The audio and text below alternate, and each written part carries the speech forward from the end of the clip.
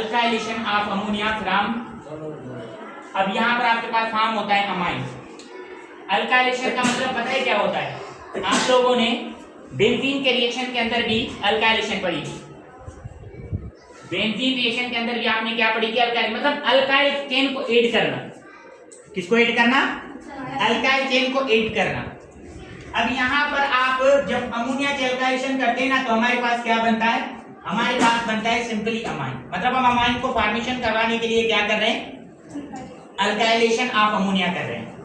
अब यहाँ पर आप लोगों को 1 डिग्री अमाइन भी प्रोड्यूस करवा सकते हो, 2 डिग्री अमाइन भी फॉर्म करवा सकते हो और 3 डिग्री अमाइन भी फॉर्म करवा सकते हो। और अमाइन आपको पता है कि एक मेजर फंक्शनल ग्रुप होता है, इसके बगैर प्रोटीन का फॉर्मेशन नामुमकिन है। क्योंकि आप लोगों को लास्ट टाइम में यही डिस्कस करवा चुका हूं कि amino acids is the monomer of protein, और अमाइनो एसिड अमाइन ग्रुप के बगैर नहीं बन सकते। बात समझ में आ गई? अब ये आपके पास क्या है? अमोनिया रिएक्ट करेगा अल्काइल हैलाइड के साथ। ये देखिए हमारे पास CH3 है, ये आयोडीन है, इसका नाम क्या है सिंपली आपको पता है, मिथाइल आयोडाइड। और ये अमोनिया के साथ रिएक्शन करेगा। अब आपको पता है कि ये अमोनिया है, इसके पास क्या है? लोन पेयर है। इसके पास क्या है? लोन पेयर है। तो यहाँ से ये क्या करेगा? आयोडीन लीव करके इस हाइड्रोजन के साथ रिएक्शन करेगा। यहाँ पर क्या बनेगा? हाइड्रोजन आयोडाइड बनेगा। और आपको ये बात बताऊं, हाइड्रोजन आयोडाइड हो या हाइड्रोजन ब्रोमाइड हो या हाइड्रोजन क्लोराइड हो या हाइड्रोजन फ्लोराइड हो, आपको पता है बेटा ये क्या होते हैं? ये एसिड्स कहलाते हैं। इनको बोलते हैं क्या? Hydrogen halide. इनको क्या बोलते हैं? Hydrogen halide. हाइड्रोजन हैलाइड से मुराद होती है कि हाइड्रोजन आयोडाइड भी आपके पास एक एसिड है, हाइड्रोजन ब्रोमाइड भी आपके पास एसिड है। हाइड्रोक्लोरिक एसिड को तो शायद कोई ना जानता हो, स्टमक के अंदर भी होता है। और हाइड्रोक्लोरिक एसिड बहुत फेमस है आपके पास सब्सटेंस है। और उसके बाद होता है हाइड्रोजन फ्लोराइड। तो इनके अंदर आप यहाँ पर किसी के साथ भी रिएक्शन करवा के क्या फॉर्म करवा सकते हो? अमाइन को फॉर्म करवा सकते हो। यहाँ पे तो हमने आयोडीन को इस वजह से लिया है क्योंकि ये अच्छा लिविंग ग्रुप होता है, मतलब ये आराम से लीव कर जाता है, अच्छा रेट होता है रिएक्शन का। रेट का मतलब होता है स्पीड होती है, तो इस वजह से हम आयोडीन को उठाते हैं। और आप लोगों को बेटा एक बात बताऊं कि ये जो हाइड्रोजन आयोडाइड है, हाइड्रोजन ब्रोमाइड है, हाइड्रोक्लोरिक एसिड है, हाइड्रोजन फ्लोराइड है, इनमें स्ट्रॉन्ग जो एसिड होता है वो कौन सा होता है? हाइड्रोजन आयोडाइड होता है। उसके बाद कौन होता है? हाइड्रोजन ब्रोमाइड होता है। उसके बाद कौन होता है? हाइड्रोक्लोरिक एसिड होता है। और उसके बाद कौन होता है? हाइड्रोजन फ्लोराइड होता है। अब हाइड्रोजन आयोडाइड स्ट्रॉन्ग एसिड क्यों है, इसके बारे में थोड़ी बात बता दें। देखें, यहां से हाइड्रोजन की साइज छोटी होती है और आयोडीन की साइज बहुत बड़ी होती है। तो आयोडीन की साइज बड़ी होने की वजह से यहां से हम हाइड्रोजन को आराम से अलग कर सकते हैं। तो आपको पता है ना कि एसिड के अंदर हम यही पढ़ते हैं कि जो H+ आयन इजीली दे दे वो अच्छा एसिड होता है, स्ट्रॉन्ग एसिड होता है। तो यहाँ पर इन सारों के कंपेयर में हमारे पास जो हाइड्रोजन आयोडाइड है ये इजीली अपना हाइड्रोजन दे देता है। तो इस वजह से हम बोलते हैं कि ये हमारे पास क्या होता है? एक स्ट्रॉन्ग एसिड। बात समझ में आ गई? इसके बाद यहाँ पर जो फॉर्मेशन हुई किसकी हुई? यहाँ से आयोडीन ने हाइड्रोजन के साथ रिएक्शन किया, बना हाइड्रोजन आयोडाइड। और ये जो अल्काइल है इसके ऊपर जब नाइट्रोजन ने अटैक किया तो ये आपस में ऐड हो गए। तो यहाँ पर NH2, यहाँ पर CH3, यहाँ पर बॉन्ड फॉर्मेशन हो गई। और इसको बोलते हैं मिथाइलमाइन, मिथाइलमाइन या मीथेनामाइन, मिथाइलमाइन या मीथेनामाइन, या फिर हम इसको क्या बोलते हैं? 1 degree amine. Same as well as same यहाँ पर भी हमारे पास अब हम इस 1 डिग्री अमाइन को उठाते हैं। अब इस 1 डिग्री अमाइन की फर्दर हम क्या करेंगे? अल्काइलेशन करवाएंगे। तब तक हम अल्काइलेशन करवाएंगे जब तक ये पूरे हाइड्रोजन सब्स्टिट्यूट रिप्लेस ना हो जाए किसके साथ? CH3 के साथ। समझ में आ गई? मतलब तब तक हम इनकी क्या करवाएंगे? अल्काइलेशन करवाते रहेंगे जब तक आपके इस अमाइन के जो हाइड्रोजन है रिप्लेस किसके जरिए किसके साथ हो जाए? CH3 के साथ हो जाए। तो ये 1 डिग्री अमाइन बन गया। अब हम इस 1 डिग्री अमाइन को फर्दर अल्काइलेशन करवाते हैं। तो सेम प्रोसेस जब आपको 1 डिग्री का फॉर्मेशन समझ में आ गया तो 2 डिग्री का फॉर्मेशन बहुत आसान होता है। यहां से बांड टूटा, ये आयोडीन ने हाइड्रोजन के साथ रिएक्शन किया, सेम टू सेम क्या बना, हाइड्रोजन आयोडाइड, और यहां पर कौन जुड़ गया, CH। अब ये क्या बन गया आपके पास 2 डिग्री अमाइन बन गया। अब 2 हाइड्रोजन रिमूव हो गए। अब ये जो 2 डिग्री अमाइन है ना, अब इसके पास कितने हाइड्रोजन बचे हैं, ओनली 1। अब इसको भी रिमूव करना है, तो इसको रिमूव करवाने के लिए हम फर्दर अल्काइलेशन करेंगे, अल्काइल हैलाइड के साथ रिएक्शन कराएंगे। अब इसको फर्दर जब हम अल्काइलेशन करेंगे, अल्काइल हैलाइड के साथ जब रिएक्शन करवाएंगे तो वही same to same hydrogen iodine के साथ रिएक्शन करेगा, बनाएगा हाइड्रोजन आयोडाइड। और यहाँ पर आप लोगों के पास वही सेम टू सेम हमारे पास CH3 आकर इसकी जगह खाली हो गई तो जुड़ जाएगा, तो फाइनल प्रोडक्ट हमें क्या मिला, टर्शियरी अमाइन। ठीक है। अब आपको मैं लास्ट टाइम बता चुका हूं कि हमारे पास यहां पर जो हाई मेल्टिंग पॉइंट और बॉइलिंग पॉइंट होती है ना, मेल्टिंग पॉइंट और boiling point directly proportional to mass भी होता है। एक फैक्टर ये भी होता है कि जिस सबस्टेंस का या मॉलिक्यूल का या कंपाउंड का मास ज्यादा, उसकी मेल्टिंग पॉइंट और बॉइलिंग पॉइंट क्या होती है, ज्यादा होती है। तो देखिए हमारे पास ये अगर 1 डिग्री अमाइन हम लेते हैं, 2 डिग्री अमाइन हम लेते हैं, या 3 डिग्री अमाइन हम लेते हैं, तो सबसे ज्यादा मास मुझे जो नजर आ रहा है वो किसका है, 3 डिग्री अमाइन। क्यों? क्योंकि इसके साइडों में 3 कार्बन है, इनके पास 2 कार्बन है, इसके पास 1 कार्बन, तो 3 कार्बन का मास हमारे पास क्या होता है, ज्यादा होता है। तो यहां पर आप लोगों को पता है कि सबसे ज्यादा जो बॉइलिंग पॉइंट और मेल्टिंग पॉइंट वो किसकी होगी, टर्शियरी की, उसके बाद किसकी होगी, सेकेंडरी की, उसके बाद किसकी होगी, प्राइमरी। दूसरी बात, अगर हम इनको देखिए कि इनकी मेल्टिंग पॉइंट बॉइलिंग पॉइंट का फैक्टर एक और भी होता है, जिसकी वजह से हमारे पास बॉइलिंग पॉइंट और मेल्टिंग पॉइंट का आर्डर ये होता है। बॉइलिंग पॉइंट और मेल्टिंग पॉइंट का आर्डर हमारे पास ये है, ये तो सिंपल बात बेसिस ऑन द मास है, लेकिन इनकी रिलेटिवली मेल्टिंग पॉइंट और बॉइलिंग पॉइंट हाई भी होती है। क्यों? इसकी वजह क्या है बेटा, लास्ट टाइम मैं आप लोगों को पढ़ा था।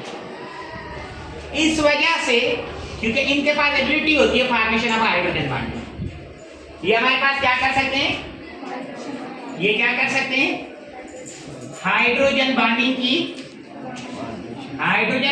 की फॉर्मेशन करते हैं, तो इस वजह से इनकी मेल्टिंग पॉइंट बॉइलिंग पॉइंट भी हाई होती है। अब एक पॉइंट नोट करवाता हूं आप लोगों को, ये बात याद रख लेना, ये हमारे पास जो अमोनिया होती है ना बेटा, ये जो अमोनिया होता है, इसके पास आपसे पूछा जा सकता है कि भाई हमें बताएं कि इनके अंदर कितनी हाइड्रोजन बॉन्डिंग करने की सलाह है। तो आप बोलेंगे ये 1 हाइड्रोजन बॉन्ड बनाएगा एक मॉलिक्यूल। कितने हाइड्रोजन बॉन्ड बनाएगा, 1 हाइड्रोजन बॉन्ड बनाएगा एक मॉलिक्यूल। कैसे? ये देखो बेटा, बहुत आसान सी टर्मिनोलॉजी है। ये क्या है भाई, ये अमोनिया है, ठीक है। फिर ये दूसरा क्या है हमारे पास, ये क्या है बेटा, ये भी अमोनिया है ना। तो आपको पता है कि नाइट्रोजन के ऊपर कौन सी चार्ज होती है, पार्शियल नेगेटिव, और हाइड्रोजन के ऊपर पार्शियल। तो ये आपस में क्या बना रहे हैं, बॉन्ड बना रहे हैं, और ऐसे बॉन्ड को हम क्या कहते हैं, हाइड्रोजन बॉन्डिंग। मतलब कि आप लोगों को पता है कि यहां पर जो बॉन्डिंग बन रही है ना, नाइट्रोजन और हाइड्रोजन के दरमियान बन रही है। अच्छा, एक बात नोट कर लेना, यहां पर जो हाइड्रोजन बॉन्ड वो वन बन रहा है, लेकिन आपसे ये भी तो पूछा जा सकता है, सवाल अगर एमसीक्यू के अंदर आ जाए आपके पास, how many polar bond present in the ammonia, how many polar hydrogen present in the ammonia, तो आप बोलेंगे 3।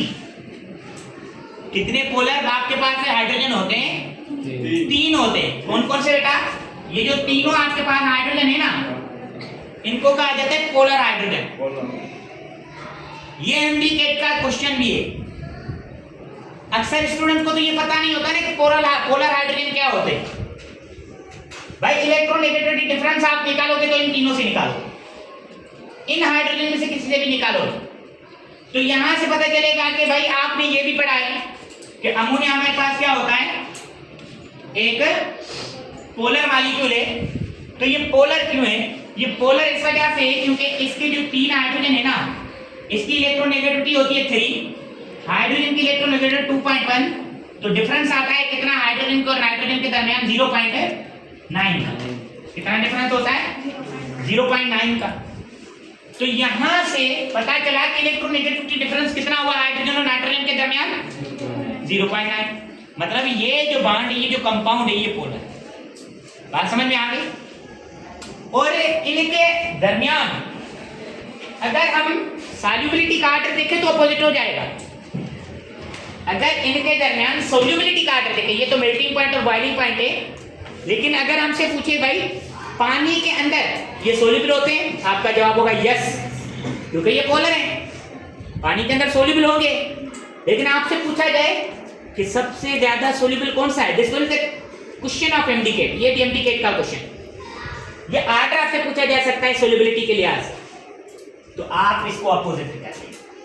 सोल्यूबिलिटी के लिहाज से सबसे ज्यादा 1 डिग्री, उसके बाद 2 डिग्री, उसके बाद 3 डिग्री। तो पानी के अंदर सबसे ज्यादा सोल्यूबिलिटी किसकी होती है? 1 डिग्री की होती है, उसके बाद किसकी होती है? 2 डिग्री की होती है, उसके बाद किसकी होती है? 3 डिग्री की होती है। बेटा ये बात याद रख लेना,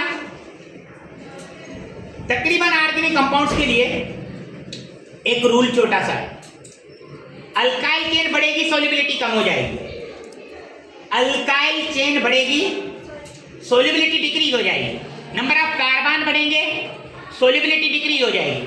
तो नंबर ऑफ कार्बन किसके अंदर ज्यादा होते हैं?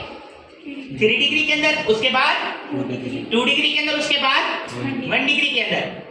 तो आपके पास ज्यादा जो कार्बन होते हैं वो कहां पर पाए जाते हैं? तो इसकी सोल्यूबिलिटी कम होगी एज कंपेयर टू 2 डिग्री, और 2 डिग्री की कम होगी एज कंपेयर टू 1 डिग्री। तो ये हमारे पास कॉन्सेप्ट होता है बेसिकली किसका? प्रिपरेशन ऑफ अमाइन का, लेकिन कौन से मेथड के साथ? Alkylation of ammonia from amine to form amine. And इसको हम अमाइन को जो फॉर्मेशन करवाते हैं वो हमारे पास फॉर्मेशन किस किस की होती है? एक हमारे पास होती है अमाइन की फॉर्मेशन, एक होती है हमारे पास हाइड्रोजन हाइड्राइड की फॉर्मेशन। अब ये मैं आप लोगों को पॉइंट बता चुका हूं बेटा, ये जो NH3 है ये बेस है, NH2 की भी बेस है, और NH4 अगर आप अमोनियम आयन को रिलेटिवली करवाओगे इनके कंपेयर तो आपके पास ये से। बात समझ में आ गई? ये बात अच्छे तरीके से याद रख ले, ये हमारे पास एसिड है NH4 और इसका नाम है अमोनियम आयन। समझ में आ गया? आपको पता है कि जब आप प्रोटीन की फॉर्मेशन करवाते हो ना तो वहां पर आप लोगों के पास एक छोटा सा स्ट्रक्चर पाया जाता है,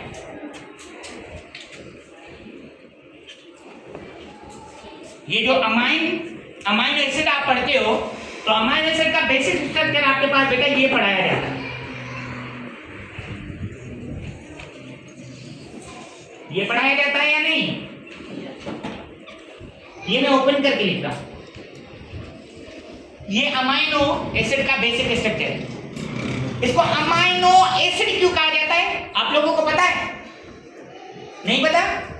अमाइनो एसिड इस वजह से इसको कहा जाता है, this one is called amine, stand for amino, and acid इस वजह से क्योंकि इसके अंदर कौन सा ग्रुप होता है?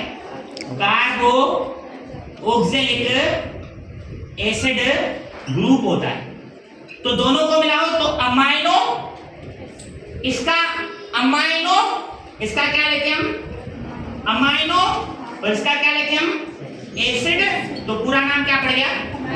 Amino acid. बात समझ में आ गई? तो ये आज के लिए इतना काफी है, इंशाल्लाह फर्दर हम बात करेंगे।